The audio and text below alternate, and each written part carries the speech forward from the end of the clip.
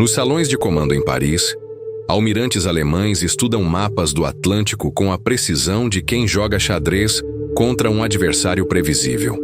Cada marcação no mapa representa um comboio britânico. Em cada círculo vermelho, uma matilha de submarinos converge como lobos cercando presas exaustas. Eles riem porque os números confirmam sua vitória. Março de 1943. 82 navios mercantes aliados afundados. 476 mil toneladas no fundo do Atlântico. Combustível britânico para apenas 3 meses. Comida racionada até o limite da fome coletiva. A matemática favorece a Alemanha. Mas há algo que os números ainda não contam. Algo invisível. Algo que já começou a matar sem que ninguém saiba por quê. Os comandantes alemães não percebem. Ainda não. Eles ainda acreditam que o oceano lhes pertence. E essa crença vai custar tudo. Durante 3 anos, os U-boats dominaram o Atlântico com uma elegância letal. À noite, emergiam como fantasmas metálicos. Navegavam na superfície a 17 nós, mais rápidos que a maioria das escoltas britânicas. O radar aliado de 1,5 metro de comprimento de onda era cego demais para detectá-los a tempo. Os receptores METOX, instalados em cada submarino, captavam essas emissões a 15 quilômetros de distância, tempo suficiente para mergulhar e desaparecer. A tática era simples, brutal, eficaz.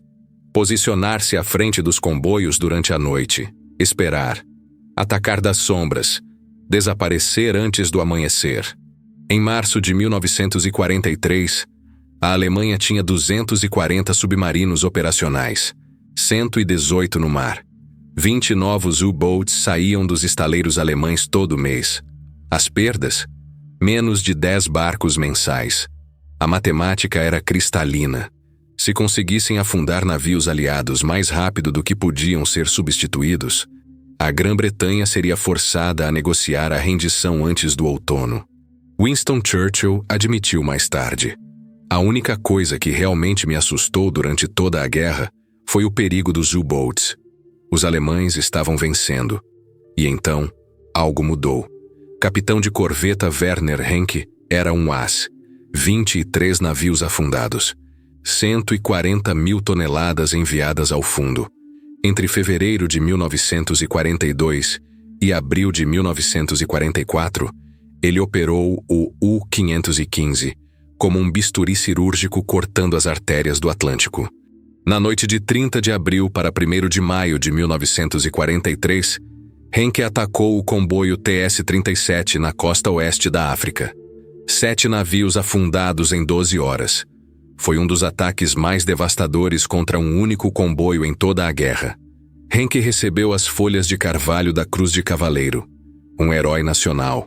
Mas durante aquele ataque, algo estranho aconteceu. Um contratorpedeiro britânico surgiu do nada, sem aviso. O receptor METOX permaneceu completamente silencioso, até que o destroyer estava próximo o suficiente para abrir fogo. Henke teve que mergulhar em emergência e escapou por centímetros. Ele anotou o incidente no diário de bordo. Radar aliado parece operar em frequências diferentes das esperadas. Quando Henke retornou à base em Lorient, engenheiros examinaram seu receptor METOX. Funcionava perfeitamente. Detectava o radar britânico de 1,5 metro sem problemas. A conclusão oficial: erro do operador durante combate de alta tensão. Mas Henke não foi o único. Outros comandantes relataram experiências semelhantes. Aeronaves encontrando submarinos surfados à noite com precisão impossível. Escoltas aparecendo sem qualquer alerta de radar. Ataques com cargas de profundidade cada vez mais precisos, mesmo quando os submarinos executavam manobras evasivas. Até início de maio de 1943, 17 incidentes documentados. 17 vezes que comandantes experientes relataram detecção aliada sem aviso do METOX. O padrão era inegável, mas a inteligência alemã não tinha informações sobre nenhum novo sistema de radar britânico. Interceptações de rádio não indicavam nada. Equipamentos capturados de aeronaves abatidas mostravam apenas os sistemas familiares. Agentes na Grã-Bretanha não reportaram nada em comum. O Estado-Maior Naval alemão enfrentava um problema que não conseguia resolver. Ou os receptores METOX estavam falhando de formas impossíveis de detectar durante testes, ou os britânicos haviam desenvolvido um sistema de radar completamente novo que engenheiros alemães diziam ser tecnicamente impossível. Eles escolheram acreditar que os receptores estavam falhando. A alternativa era perturbadora demais. Significaria que a pesquisa alemã de radar estava anos atrás das capacidades aliadas. Significaria que cada suposição tática sobre o que era possível precisava ser reconsiderada. Significaria que estavam cegos. E ninguém queria acreditar nisso. 17 de março de 1943. O Comando Costeiro Britânico implantou o primeiro radar ASV Mark III, operacional em um bombardeiro Wellington. Ninguém em Berlim soube. O ASV Mark III operava em 10 centímetros de comprimento de onda, gerado por um magnetron de cavidade. Podia detectar um U-boat surfado a 16 quilômetros. Podia detectar um periscópio a 8 quilômetros. E o receptor METOX que cada submarino alemão carregava era completamente cego para ele. O magnetron de cavidade havia sido inventado em fevereiro de 1940 por John Randall e Harry Booth, na Universidade de Birmingham. Era uma solução elegante para problemas que engenheiros vinham tentando resolver há anos. Tubos de vácuo anteriores não conseguiam gerar potência suficiente em comprimentos de onda menores que 50 centímetros. O magnetron usava cavidades ressonantes usinadas em um bloco sólido de cobre para criar oscilações de micro-ondas poderosas. O primeiro protótipo gerou 400 watts em 10 centímetros de comprimento de onda, 50 vezes mais potente que qualquer fonte de micro-ondas anterior. Em junho de 1940, a General Electric Company havia produzido magnetrons de cavidade selados adequados para uso em aeronaves. Essas unidades de produção podiam gerar picos de potência de 10 kW em pulsos curtos, o suficiente para construir sistemas de radar com alcances de detecção medidos em dezenas de quilômetros. A tecnologia representava um salto quântico em capacidade de radar. O magnetron pesava 400 gramas. Era um cilindro de cobre de 8 centímetros de diâmetro e 6 centímetros de altura. Dentro, havia 8 cavidades ressonantes dispostas ao redor de um catodo central. Quando energizado, elétrons expiravam ao redor do catodo em um campo magnético. À medida que os elétrons passavam por cada abertura de cavidade, estimulavam oscilações de micro-ondas que se sincronizavam para produzir saída coerente a 3.000 MHz. O sistema ASV Mark III, o completo, incluía o transmissor magnetron, uma antena rotativa, uma unidade receptora, 2 tubos de raios catódicos e fontes de alimentação. Peso total, 90 quilos. Era mecanicamente complexo. Magnetrons tinham vida útil limitada, tipicamente 40 a 60 horas, antes de precisarem substituição. O mecanismo da antena rotativa travava em condições úmidas. Tubos de raios catódicos falhavam por vibração. Equipes de solo do Comando Costeiro passavam mais tempo reparando o ASV Mark III do que qualquer outro equipamento.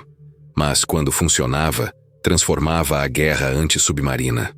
Uma aeronave com ASV Mark III podia patrulhar à noite, ou com mau tempo, e detectar U-boats surfados em alcances onde detecção visual era impossível. O submarino não tinha aviso até que a aeronave estivesse a menos de 1 quilômetro. Nesse ponto, escape era impossível. Um submarino surfado precisava de 30 segundos para mergulhar em emergência até profundidade segura. Aeronaves podiam fechar 1 quilômetro em 15 segundos. Winston Churchill havia ordenado pessoalmente que uma versão marítima fosse colocada em serviço às pressas no início de 1943. Ele havia sido informado sobre as perdas de março. 82 navios mercantes afundados em um único mês. Se as taxas de perda de março continuassem, A Grã-Bretanha seria forçada a negociar rendição até o outono. Churchill convocou o marechal do ar Philippe Joubert em 25 de março. Joubert explicou que o Comando Costeiro vinha solicitando radar H-2S há mais de um ano, mas o Comando de Bombardeiros tinha prioridade. Churchill anulou o Comando de Bombardeiros. Emitiu ordem direta. 20% da produção de H-2S seria desviada para o Comando Costeiro imediatamente. O ASV Mark III entrou em serviço em março de 1943. O primeiro ataque bem-sucedido ocorreu em 22 de março, quando um Wellington do Esquadrão 172 detectou o U-665 no Golfo da Biscaia. O METOX do submarino não deu aviso. A aeronave apareceu a 300 metros e lançou 6 cargas de profundidade antes que a tripulação pudesse reagir. O U-665 sobreviveu, mas ficou tão danificado que teve que abortar e retornar à base. Nas 6 semanas seguintes, aeronaves equipadas com ASV Mark III afundaram 11 U-boats e danificaram 23 outros. Quase nenhum detectou o radar antes do ataque. Receptores METOX permaneceram silenciosos. Comandantes de U-boat relataram que aeronaves pareciam estar usando detecção visual porque não havia outra explicação para encontrar barcos surfados à noite.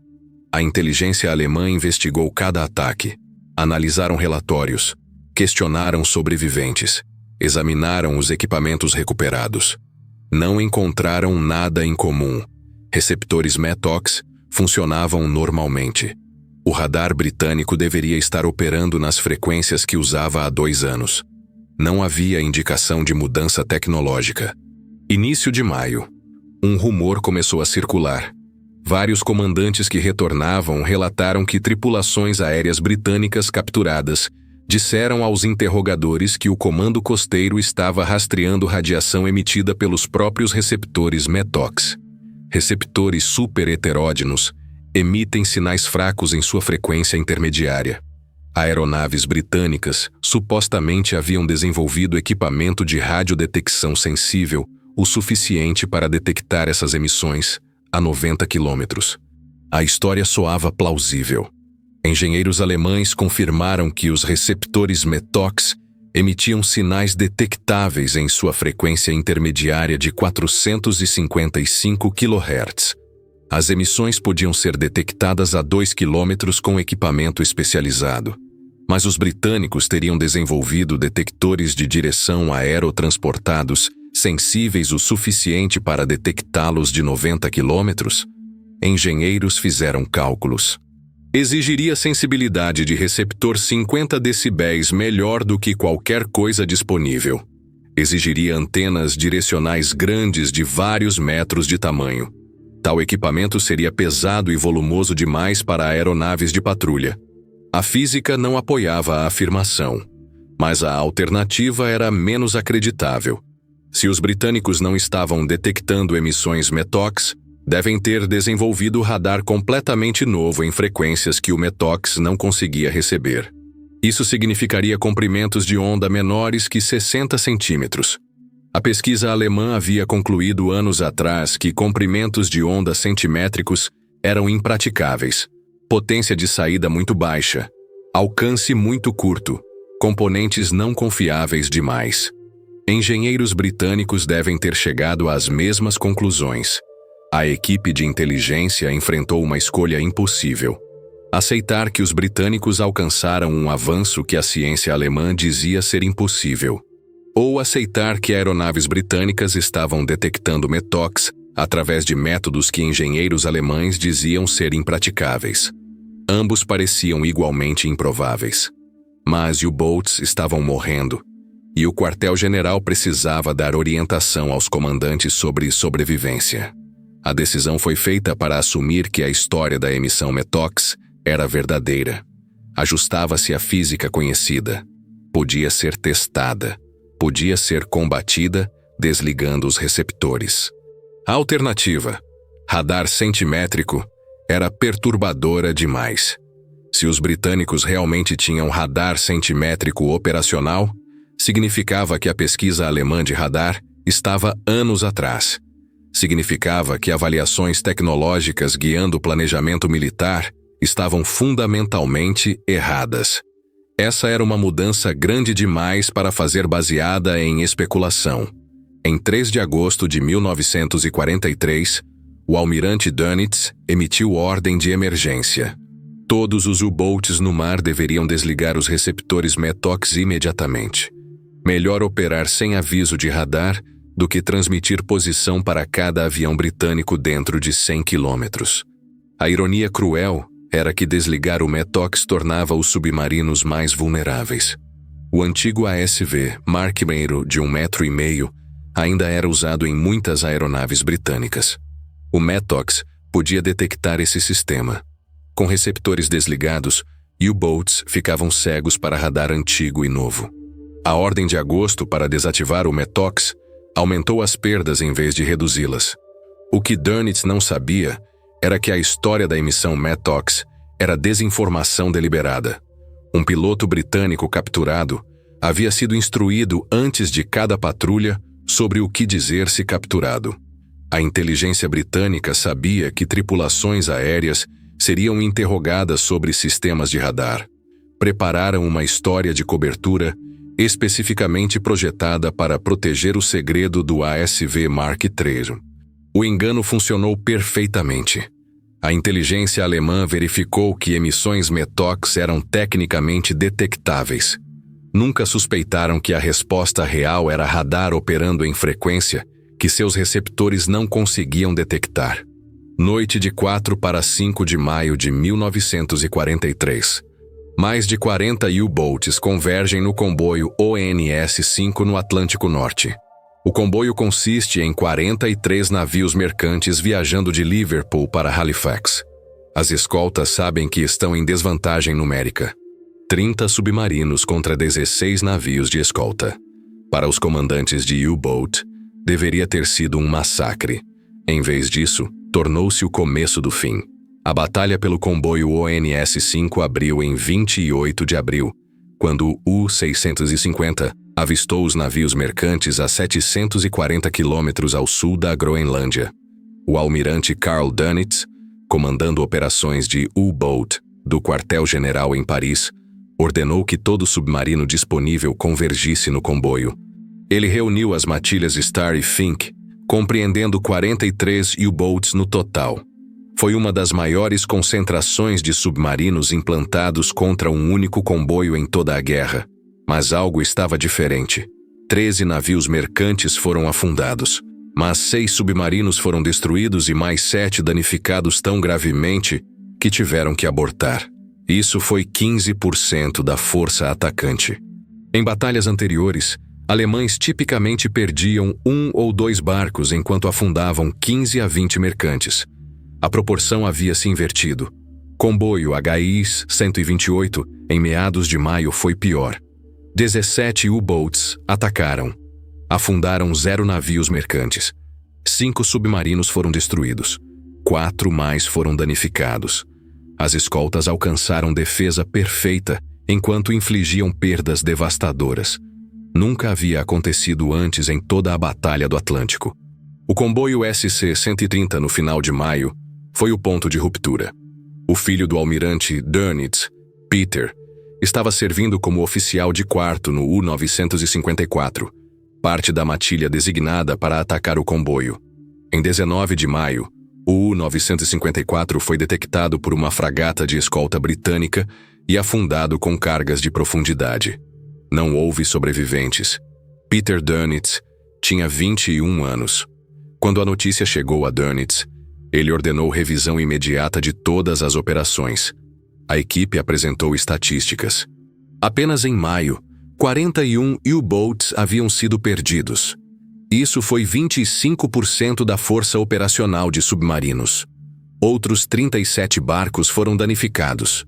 Alguns ficariam fora de serviço por meses. Em troca, submarinos haviam afundado apenas 58 navios mercantes aliados. 34 no Atlântico. A matemática era devastadora. Estaleiros alemães poderiam eventualmente substituir submarinos perdidos, mas não podiam substituir tripulações experientes.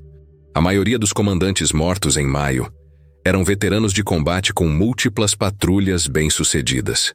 Seu conhecimento, instintos, capacidade de ler situações e tomar decisões em frações de segundo não podiam ser substituídos por recém-formados da academia.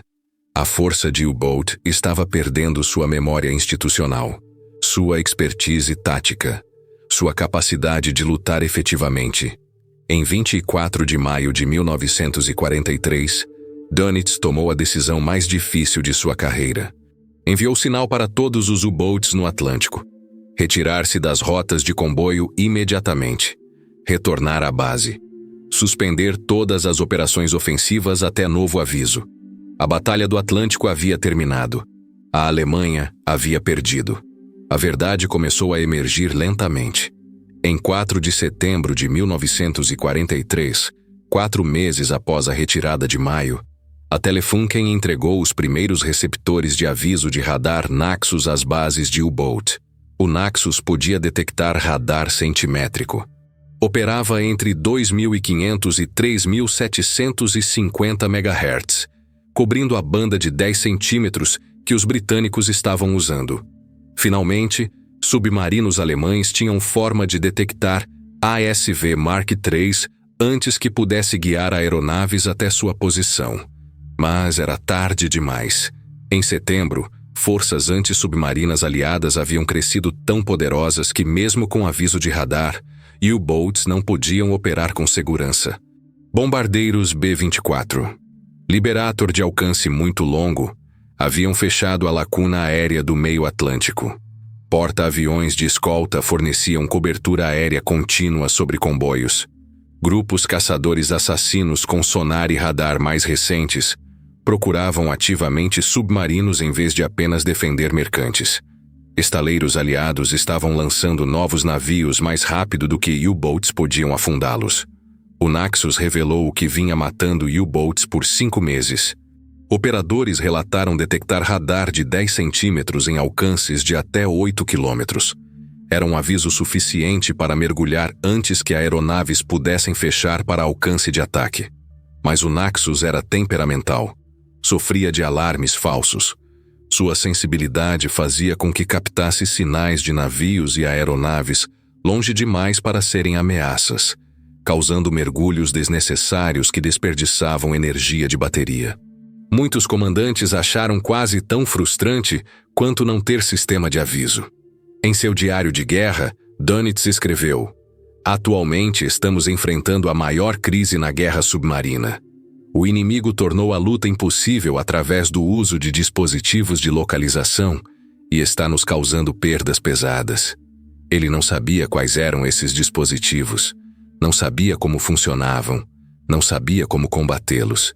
Tudo o que sabia era que submarinos não podiam mais operar efetivamente. Continuar a enviá-los para o Atlântico seria desperdiçar tripulações e barcos sem ganho algum. O problema fundamental era que os submarinos haviam perdido sua vantagem primária. Por 3 anos, U-Boats haviam operado na superfície à noite, invisíveis ao radar aliado, mais rápidos que navios de escolta, capazes de se posicionar para ataques. Essa vantagem havia desaparecido. Radar centimétrico podia detectar submarinos surfados à noite tão facilmente quanto a luz do dia. U-Boats foram forçados a operar submersos a maior parte da patrulha, o que cortou velocidade de 17 nós para 7, reduziu o alcance operacional pela metade, tornou quase impossível interceptar comboios rápidos. Resistência de bateria tornou-se limitação crítica. Submarinos tipo 7C carregavam 2 bancos de baterias de 62 células. Na velocidade submersa máxima de 7,6 nós, as baterias esgotavam em 90 minutos. Na velocidade econômica de 4 nós, a resistência estendia-se a 80 horas. Mas 80 horas submersas significava 80 horas de mobilidade limitada. Sem ventilação, sem recarga de bateria, sem oportunidade de atacar. Quando as baterias esgotavam, os submarinos tinham que surfar e ligar motores diesel para recarregar, levando 4 a 6 horas. Durante esse tempo, eram vulneráveis à detecção por radar. O ciclo tornou-se autorreforçante. Os submarinos permaneciam submersos para evitar radar. Permanecer submerso esgotava baterias. Surfar para recarregar os expunha ao radar. Mergulhar para escapar de aeronaves usava mais energia de bateria. Barcos estavam passando mais tempo se escondendo e menos tempo caçando. A efetividade de patrulha caiu mais da metade. Werner Henke sobreviveu até 9 de abril de 1944, quando o U-515 foi afundado por destroyers americanos e a aeronave do porta-aviões USS Guadalcanal. 16 tripulantes foram mortos. 44 sobreviveram, incluindo Henke. Ele foi levado prisioneiro. Em 15 de junho, enquanto tentava escapar de um centro de interrogação em Fort Hunt, Virgínia, Werner Henke foi morto. O ASV Mark III permaneceu classificado até depois da guerra. A inteligência alemã nunca compreendeu totalmente o que aconteceu durante o Maio Negro. Sabiam que os britânicos haviam desenvolvido alguma forma de novo radar. Sabiam que operava em comprimentos de onda centimétricos, mas nunca perceberam quão cedo havia sido implantado ou quão completamente mudou a situação tática. Registros alemães de maio de 1943 estão cheios de referências a métodos de detecção aliados desconhecidos e equipamento de localização misterioso. O Comando Costeiro Britânico eventualmente publicou estatísticas sobre a efetividade do ASV Mark III. De março a julho de 1943, aeronaves com o novo radar afundaram 37 U-boats e danificaram gravemente 49 outros. Isso representou mais da metade de todas as perdas de U-boat durante aquele período. A maioria dos ataques veio sem aviso. Tripulações que sobreviveram relataram que detectores de radar não deram indicação de aeronave aproximando-se até tarde demais para mergulhar. As estatísticas finais contam a história. Em março de 1943, U-boats afundaram 82 navios mercantes aliados no Atlântico. Perderam 12 submarinos, uma proporção de quase 7-1 a favor da Alemanha.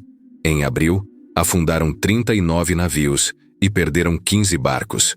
Proporção caiu para cerca de 2,5-1. Em maio, afundaram 34 navios e perderam 41 submarinos. A proporção havia se invertido. Para cada mercante afundado, alemães perderam mais de um submarino. Após maio, a proporção nunca mais favoreceu os U-boats. No final de 1943, levava mais de 3 patrulhas de submarino para afundar um único navio mercante. Em 1944, era mais próximo de 5. A força de U-boat continuou lutando até o fim da guerra, mas nunca mais ameaçou rotas de comboio aliadas. A capacidade ofensiva que quase venceu a Batalha do Atlântico havia sido quebrada em um único mês por um sistema de radar operando em comprimento de onda que receptores alemães não conseguiam detectar. O magnetron de cavidade não era uma arma milagrosa. Era uma melhoria modesta sobre tecnologia de radar existente, possibilitada por um novo tipo de tubo de vácuo que podia gerar comprimentos de onda mais curtos. Pesava 400 gramas, custava menos que uma carga de profundidade. Podia falhar após 40 horas de uso, mas implantado no momento certo contra um inimigo que não sabia que existia, aquela melhoria modesta mudou o curso da guerra. A risada nos salões de Paris silenciou. Os mapas com círculos vermelhos foram arquivados. Os U-boats retornaram às bases, não como conquistadores, mas como sobreviventes de algo que não conseguiam nomear.